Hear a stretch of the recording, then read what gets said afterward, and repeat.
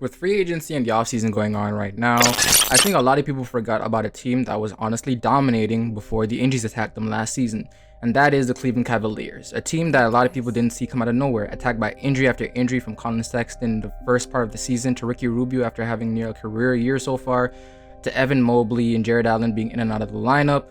This team was a 4th seed at the time when healthy, could have been even better, but with the injuries attacking them, they all dropped all the way out to the 8th seed and then lost in the play-in and didn't even make the playoffs. So with all that being said right now, the Cleveland Cavaliers have a year of development with a lot of the young guys in Darius Garland, Evan Mobley, who's one of the best defensive rookies we've ever seen.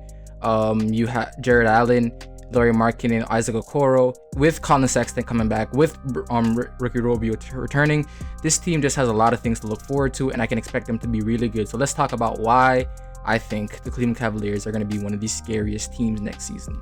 Before we get to that, guys, I'm FLB. I've been making videos here for a while, and we've picked up a lot of traction. We gained over 500 subs in just the past 2 weeks, which is really good. It's insane, and I love that you guys have been giving this channel. And if you like basketball content you need to fix for over the summer until the season starts, even while the season starts, this is the channel for you. So hit that like button, hit that subscribe button. I'd love to have you here.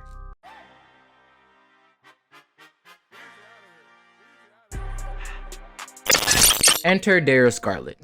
Gaining the moniker as one of the worst players in the NBA from the struggles he had in his earlier years, this season Darius Garland put on an absolute show, putting up an all-star level numbers, getting his first all-star berth, and to be honest, being one of the best point guards in the NBA, averaging 22, 3, 8.5 on 46% shooting and 38% from 3.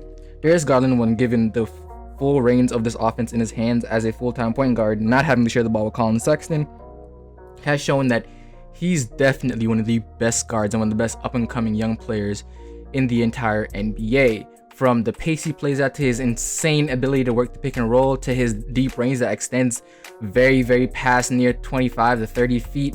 Overall, this man has all the tools to be a great offensive guard for years to come and be the centerpiece for this Cleveland Cavaliers team and the engine that makes this team run. So with all that being said, there's certainly questions when you talk about Collin Sexton coming back. How would that affect him with, him probably not getting the same amount of shots that he was getting before, not having as much control as he was before. But I think that's also something they can definitely figure out as time goes along, as Darius Garland was able to figure that out with Caris LeVert, and if Collin Sexton understands his role as the secondary ball handler on this team and becomes a better off-ball scorer, this team has a lot of potential with their guard play. And speaking of Collin Sexton, after not being here for a full season, and to be honest, last year having a career year, and while the numbers he was putting up this year in the first only 11 games he played is not a big enough sample size to guess where he's going. The Cleveland Cavaliers has definitely inquired about his trade value, and while I don't think it's probably as high as people would hope, right now Collin Sexton is still one of the better offensive guards in this game. It can definitely be a viable piece on this team if he's able to accept the role that probably is going to come with playing next to Darius Garland, who's exploded into an all-star so far. And speaking of that, so far, the same role that Caris LeVert took, both of them are going to have to take a back seat. And Caris LeVert, I understand, probably will, because he loves this city and he's very dedicated. This is where he's from, so he's very willing to take a back seat just as long as they win. But Collin Sexton is still very young, has a lot of potential, and you may not know what he may want. He may want the ability to actually, get his own team and maybe be the focal point of an offense, but that's just left up into the air. And right now we have to focus on him just learning how to play next to Darius Garland. Now that we have the guard play out the way, let's talk about the three up front in Lauri Markkanen, Jared Allen, and Evan Mobley. Evan Mobley and Jared Allen create one of the almost impossible rim deterrents in the NBA as a tandem duo, being some of the best rim protectors in the league, Jared Allen being one of the most efficient scorers in the league, and Evan Mobley coming his way offensively while still being so good as a defender in his rookie year. Reminds me so much of a younger Anthony Davis.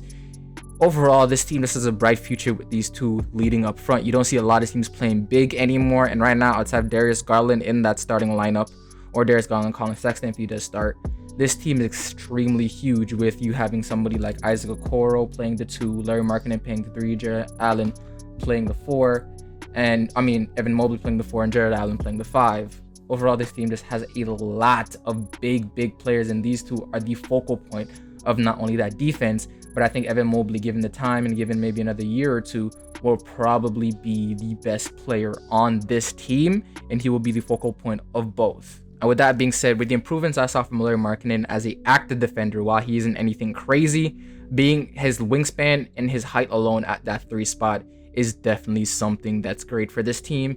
And as the season went on, his 3-point shooting did get better as he shot 35% overall for the season, but he shot 38% after the All-Star break, which is very good and very close to what you expect from somebody like him as a shooter.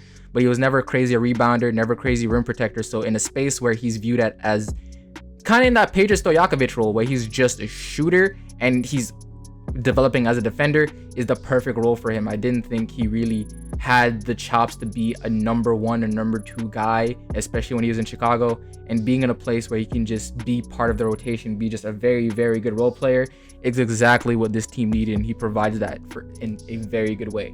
And then speaking of Isaac Okoro, he's one of the more promising players on this team, with improvements coming to his shooting and overall just defense in his game from his rookie year. Isaac Okoro is one of the more promising players on this team. While he won't get the touches to be, I guess, a focal point on offense, becoming a better shooter and becoming a solid 3-and-D guy, as even though his defensive IQ isn't crazy, just his ability and the assets of having such a long wingspan, being such a strong body, and being able to move his feet as well as he does, makes him a very good one-on-one defender and sometimes a very good team defender.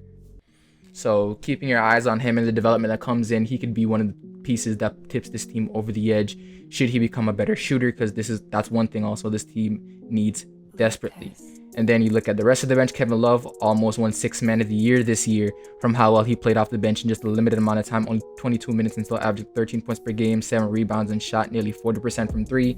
You have Ricky Rubio that was having near a career year, which is wild considering that he only shot 36% from the field, but averaging 13.6 assists and being a great guard coming off the bench, handling the offense while Darius Garland was on the bench even before he got injured.